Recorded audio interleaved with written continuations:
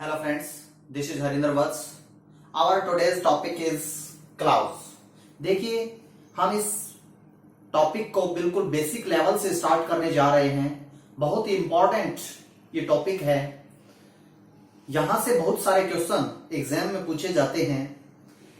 देखिए सबसे पहले क्वेश्चन यही अराइज होता है कि क्लाउड्स होता क्या है। क्लाउड्स को हिंदी में हम उपवाक्य या वाक्यांश बोलते हैं। क्या कहा जाता है इसको हिंदी में? उपवाक्य या वाक्यांश। उपवाक्य क्या होता है? वाक्य का भाग। वाक्यांश वाक्य का अंश। देखिए सबसे पहले हम ये देखते हैं कि सेंटेंस क्या होता है। सेंटेंस क्या होता है? A group of words. Group होता है वर्ड्स का that makes complete sense. Sorry, sentence क्या होता है? ग्रुप ऑफ वर्ड होता है दैट मेक्स कंप्लीट सेंस, जिसका अर्थ पूर्ण रूप से निकलता है, जो अपने अर्थ को अच्छे से स्पष्ट करता है, वो क्या कहलाता है? सेंटेंस कहलाता है। यदि हम क्लाउड्स की बात करें कि क्लाउड्स क्या होता है, ये भी क्या होता है? ग्रुप ऑफ वर्ड होता है। क्या होता है? ग्रुप ऑफ वर्ड होता है। A part of a sentence. देखिए ग्रुप ऑफ वर्ड होता है और एक सेंटेंस का पार्ट होता है। Having its on subject and verb. देखिए इस चीज को समझने की कोशिश कीजिए। क्लाउड्स क्या होता है? Part of a sentence. एक सेंटेंस का पार्ट होता है। Having its on subject and verb, जिसका अपना उस पार्ट का, किसका? उस सब्जेक्ट के पार्ट का अपना क्या होता है? उसका सब्जेक्ट भी होता है और वर्ब भी होती है। वर्ब कैसी होती है? फाइनाइट वर्ब होती है। फाइनाइट वर्ब वर्ब होती है जो सब्जेक्ट के अनुसार जिसके अंदर चेंज होता है, वो क्या कहलाती है? फाइनाइट वर्ब कहलाती है। देखिए I called Riya. I called Riya but she gave. इस चीज को समझने की कोशिश कीजिए। She gave no answer. I called Riya, मैंने रिया को बुलाया, but she gave me no answer, लेकिन उसने कोई भी आंसर नहीं दिया। देखिए ये क्या है? ये पूरा का पूरा क्या है? एक सेंटेंस है। क्या है? ये पूरा का पूरा एक सेंटेंस है। देखिए ये जो सेंटेंस है एक कंजम्पशन से जुड़ा हुआ है, बट से। इसके जो दोनों जो पार्ट्स हैं उसमें एक सब्जेक्ट है, एक वर्ब है। सब्जेक्ट भी है, वर्ब भी है। सेकंड जो पार्ट है इसमें सब्जेक्ट भी है और वर्ब भी है। तो इस प्रकार से ये क्या है? ये एक हम इसको क्लाउड्स भी बोल सकते हैं। देखिए जो क्लाउड्स होता है वो अपने आप में एक सेंटेंस नहीं होता। एक जो क्लाउड्स होता है वो सेंटेंस नहीं होता, वो एक सेंटेंस का पार्ट होता है। आपने इस चीज को अच्छे से समझ लेना है। देखिए ये एक पार्ट है, सेंटेंस का पार्ट है, और ये क्लाउड भी है क्योंकि इसका अपना एक सब्जेक्ट है, अपनी एक फाइनाइट वर्ब भी है। इसी प्रकार से जो सेकंड पार्ट है उसका भी अपना एक सब्जेक्ट है और एक फाइनाइट वर्ब है। अभी देखिए हम इसके पार्ट्स की तरफ आगे बढ़ते हैं। जो क्लाउड होता है उसके मेनली 3 पार्ट्स होते हैं। जो क्लाउड होता है उसके 3 पार्ट्स होते हैं। First one is principal clauses, second one is coordinate clouds, and third one is subordinate clouds. देखिए हम एक एक करके इनको डिस्कस करेंगे. Principal clauses, coordinate clauses, subordinate clauses. Principal clauses को हम इंडिपेंडेंट या मेन या इंडिपेंडेंट क्लाउड भी बोलते हैं. प्रिंसिपल का मतलब क्या होता है? मुख्य. मेन, इंडिपेंडेंट, डिपेंडेंट का मतलब होता है किसी पर आश्रित होना. इंडिपेंडेंट का मतलब क्या होता है? किसी पर आश्रित ना होना. मेन क्लाउज क्या होता है? द क्लाउज, अभी हम मेन क्लाउज या प्रिंसिपल क्लाउज जिसको हम बोल सकते हैं, वो क्या होता है? The clause which does not depend, the clause which does not depend upon other clause for its meaning. जो प्रिंसिपल क्लाउज होता है डज नॉट डिपेंड, वो डिपेंड नहीं होता अपन अदर क्लाउज, किसी दूसरे क्लाउज पर. किसके लिए? फॉर इट्स मीनिंग, अपने अर्थ को स्पष्ट करने के लिए. And plays the main role in a sentence, and plays the main role, और एक मुख्य रोल अदा करता है किसके अंदर? सेंटेंस के अंदर. जैसे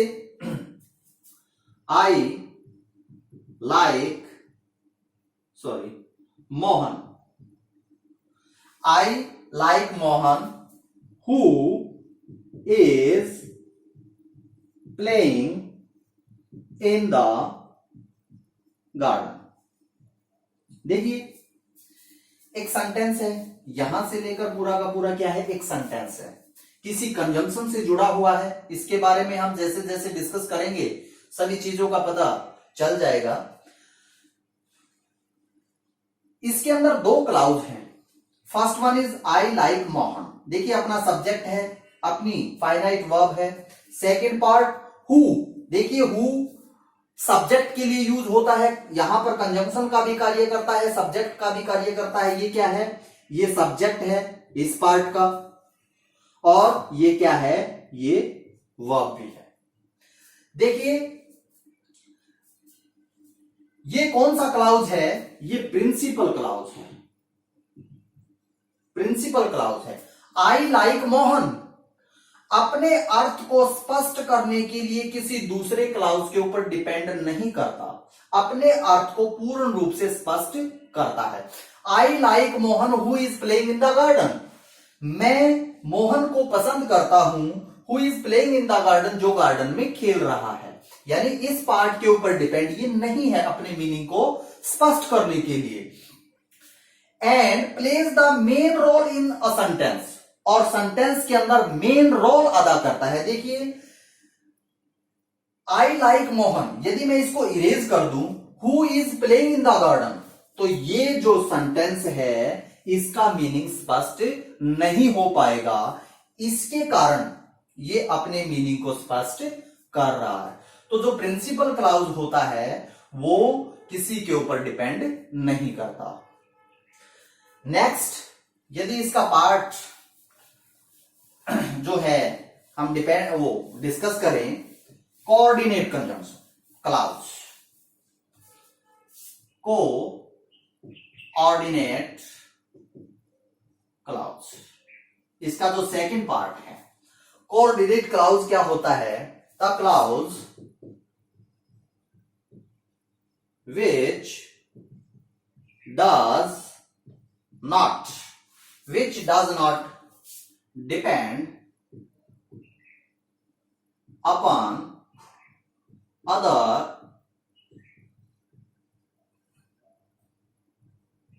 clouds, which does not depend on upon other clouds for its meaning. देखिए, for its meaning and plays a free role in a sentence. देखिए, प्रिंसिपल क्लाउज और कोऑर्डिनेट क्लाउज में क्या डिफरेंस होता है, ये मैं अभी आपको समझाने की कोशिश करूंगा. I am reading a book. I am reading a book and my brother is playing. देखिए, यहां से आपको बिल्कुल स्पष्ट इसके बारे में जानकारी मिल पाएगी. जो हमने एग्जाम्पल लिखा, I am reading a book, कि मैं एक बुक पढ़ रहा हूं, and my brother is playing, और मेरा भाई खेल रहा है. देखिए, इसकी डेफिनेशन में क्या कहा गया है, the clause which does not depend upon other clause. Principal clause की भांति कोऑर्डिनेट क्लाउज भी किसी दूसरे क्लाउज के ऊपर डिपेंड नहीं करता. किसके लिए? फॉर इट्स मीनिंग, अपने मीनिंग को बताने के लिए, अपने अर्थ को स्पष्ट करने के लिए. And plays a free role in a sentence, और सेंटेंस के अंदर अपनी भूमिका उसकी फ्री होती है, किसी के ऊपर वो डिपेंड नहीं करता. देखिए, तो इन दोनों के बीच में डिफरेंस क्या होता है. I am reading a book, एक कंजंक्शन से ये जुड़े हुए हैं. दोनों के दोनों जो पार्ट है सेंटेंस के, यहां से यहां तक पूरा एक सेंटेंस है, ये कंजंक्शन से जुड़े हुए हैं. टू पार्ट्स इसके. देखिए, जो फर्स्ट जो पार्ट है, I am reading a book, मैं एक पुस्तक पढ़ रहा हूं, and my brother is playing. देखिए, ये पार्ट और यहां से लेकर यहां तक दोनों सेंटेंस के पार्ट हम प्रिंसिपल क्लाउज इनको बोल सकते हैं, क्योंकि इसका अर्थ भी पूर्ण रूप से स्पष्ट हो रहा है और इसका अर्थ भी पूर्ण रूप से स्पष्ट हो रहा है. लेकिन जब कंजंक्शन के साथ इनको जोड़ा जाता है, तो इस पार्ट को हम क्या बोलते हैं? प्रिंसिपल क्लाउज बोलते हैं, और इसको क्या बोलते हैं? इसको कोऑर्डिनेट क्लाउज बोलते हैं. जब इसमें जो कंजंक्शन है वो इंक्लूड हो जाती है, तो वो कोऑर्डिनेट क्लाउज हम उसको बोलते हैं. इसका अर्थ भी स्पष्ट हो रहा है और इसका अर्थ भी स्पष्ट हो रहा है. जो कोऑर्डिनेट जो क्लाउज होता है, वो हमेशा कोऑर्डिनेट कंजंक्शन से जुड़ता है. कोऑर्डिनेट क्लाउज किससे जुड़ता है? कोऑर्डिनेट कंजंक्शन से जुड़ता है. देखिए, उसके लिए मैं आपको बता दूं कि कोऑर्डिनेट कंजंक्शन कौन कौन सी होती है. जिस प्रकार यहां इस सेंटेंस में एंड से सेंटेंस जुड़ा हुआ है, यहां पर किस कंजंक्शन का यूज हो रहा है? एंड का. देखिए, फैन बॉय,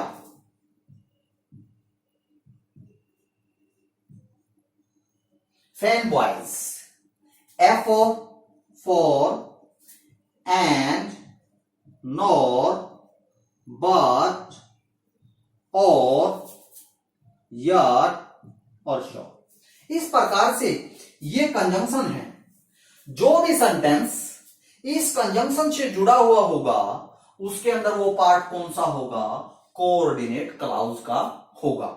इसके साथ साथ जैसे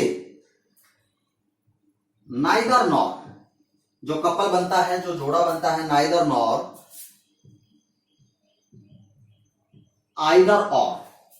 नाइदर नॉर, आइदर और, not only but also, not only but also, both and. ये क्या कहलाती हैं? ये कोऑर्डिनेट कंजंक्शन होती हैं जो किसी भी सेंटेंस में को कॉन्जुगेट करने का कार्य करती हैं। तो इस प्रकार से सेंटेंस क्या होता है? कोऑर्डिनेट क्लॉज होता है। देखिए हम दूसरे एग्जांपल से इसको समझने की कोशिश करेंगे।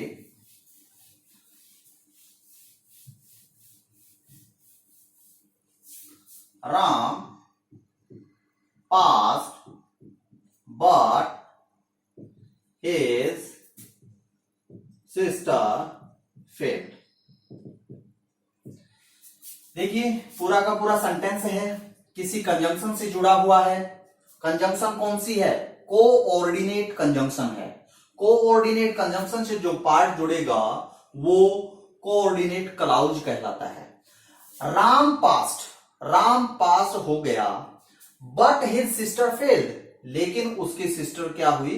फेल हुई। देखिए यदि हम इसको कवर अप करते हैं, दोनों सेंटेंसेस अलग अलग होते हैं, तो ये भी प्रिंसिपल क्लॉज होता है, अपने अर्थ को स्पष्ट करने के लिए किसी के ऊपर डिपेंड नहीं कर रहा। हिज सिस्टर फेल्ड, ये भी प्रिंसिपल क्लॉज की तरह ही फंक्शन कर रहा है, ये भी किसी के ऊपर डिपेंड नहीं है। लेकिन जब जो पार्ट कंजंक्शन से जुड़ा हुआ होगा वो क्या कहलाएगा? और कोऑर्डिनेट कंजंक्शन से जुड़ा होगा वो कोऑर्डिनेट क्लॉज कहा जाता है।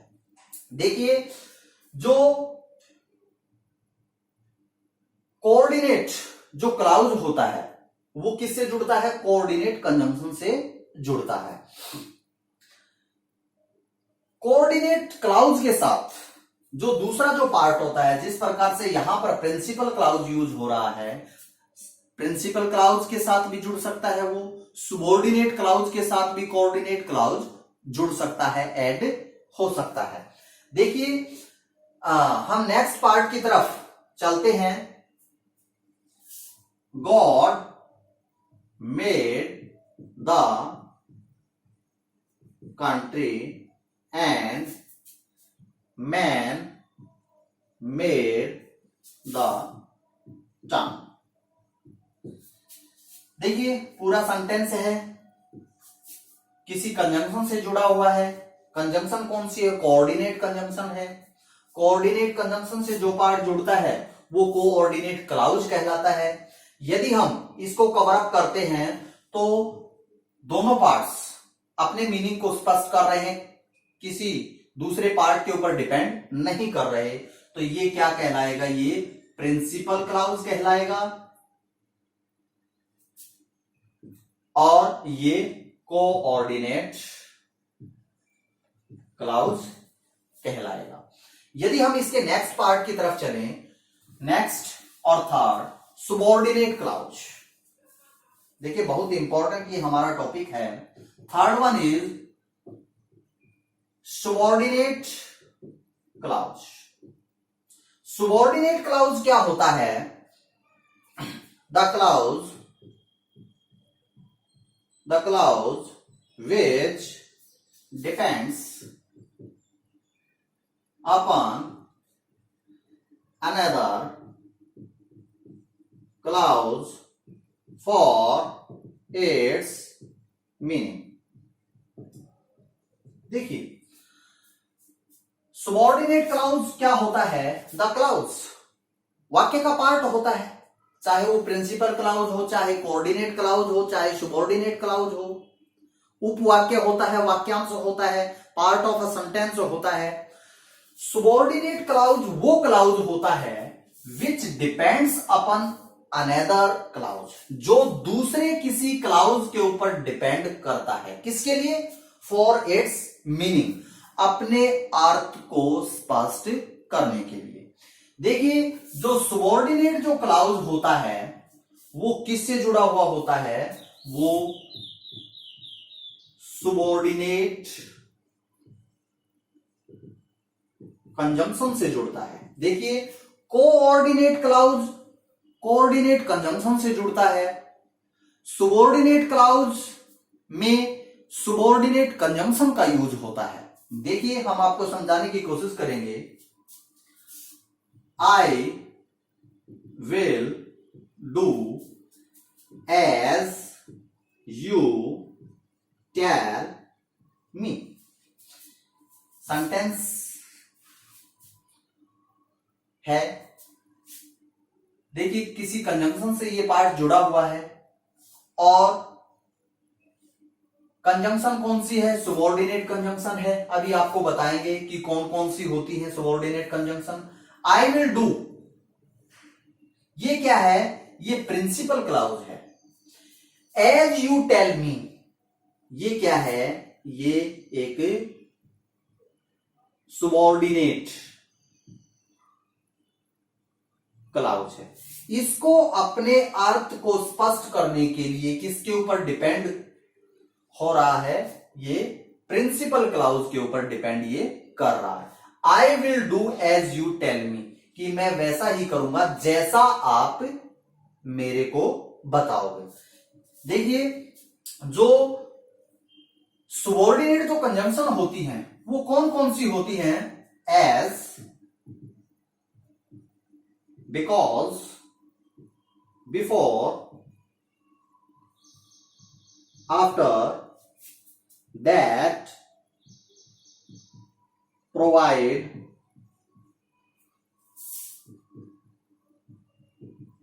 provided that, if, as if, what, who, where, when, which, lest, unless, until, ये क्या होती हैं? ये सुबॉर्डिनेट कंजंक्शन होती हैं। जब इनसे कोई भी वाक्य ऐड होता है किसी पार्ट के साथ, वो क्या कहलाता है? सुबॉर्डिनेट क्लाउज कहलाता है। दो, Aldous, etc..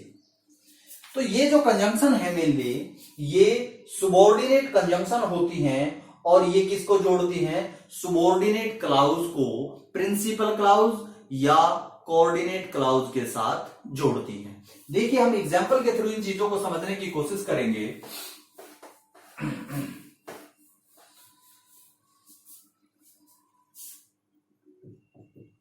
If you work hard, if you work hard you will be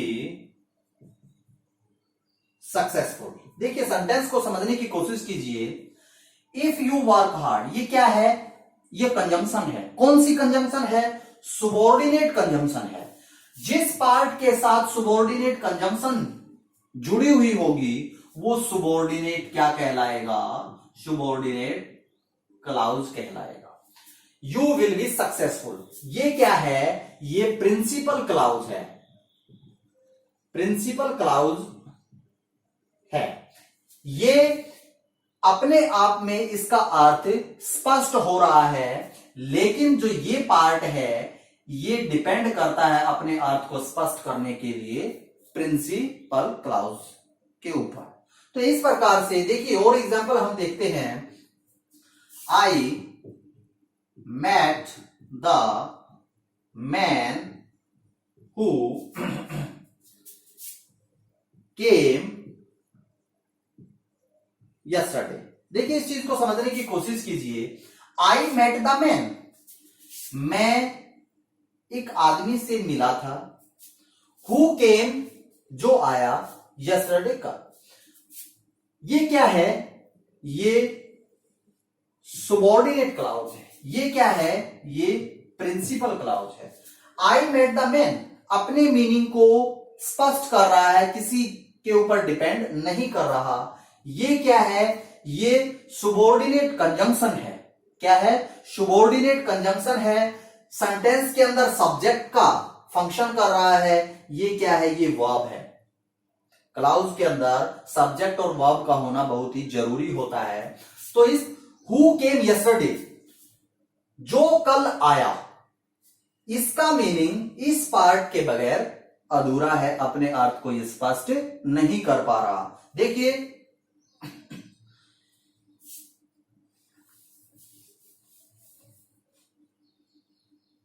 he who is there, he who is there is my best friend. देखिए सेंटेंस इस फॉर्म में भी हो सकता है, तो हमारे को समझना पड़ेगा कि सेंटेंस की फॉर्मेशन किस प्रकार से है। ही हु इज देयर, देखिए ये क्या है, ये सुबॉर्डिनेट क्लाउज है। ये क्या है, ही is my best friend. He is my best friend क्या है, प्रिंसिपल क्लाउज है। और ये क्योंकि सुबॉर्डिनेट क्लाउज से सुबॉर्डिनेट कंजंक्शन से जुड़ा हुआ है, और सेंटेंस के अंदर हु एक सब्जेक्ट का फंक्शन यहां पर कर रहा है, और ये वर्ब है, तो ये अपने मीनिंग को स्पष्ट करने के लिए इस पार्ट पर प्रिंसिपल क्लाउज के ऊपर डिपेंड कर रही है। यदि हम ये पूछे हु इज देयर, तो ये अपने अर्थ को स्पष्ट नहीं कर पाएगा। तो इस प्रकार से he is my best friend principal clause है, और ये एक सुबॉर्डिनेट क्लाउज है। देखिए नेक्स्ट यदि हम एग्जांपल देखें, the boy whom I saw was honest। देखिए द बॉय लड़का, whom I saw जिसे मैंने देखा। देखिए ये क्या है, whom किसी भी सेंटेंस में ऑब्जेक्ट के स्थान पर यूज होता है, ऑब्जेक्ट का फंक्शन करता है। द बॉय वॉज ऑनेस्ट, ये क्या है, ये प्रिंसिपल क्लाउज है। हु आई सॉ जिसको मैंने देखा, जिसको मैंने देखा ये प्रिंसिपल क्लाउज के बगैर अधूरा है, यानी अपने अर्थ को स्पष्ट नहीं कर पा रहा। तो इस प्रकार से आज का जो हमारा जो क्लाउज के बारे में जो बेसिक्स थे वो हमने डिस्कस किए। डिटेल से जो सबऑर्डिनेट क्लाउज के पार्ट्स होते हैं वो हम नेक्स्ट वीडियो में डिस्कस करेंगे। Thank you, bye.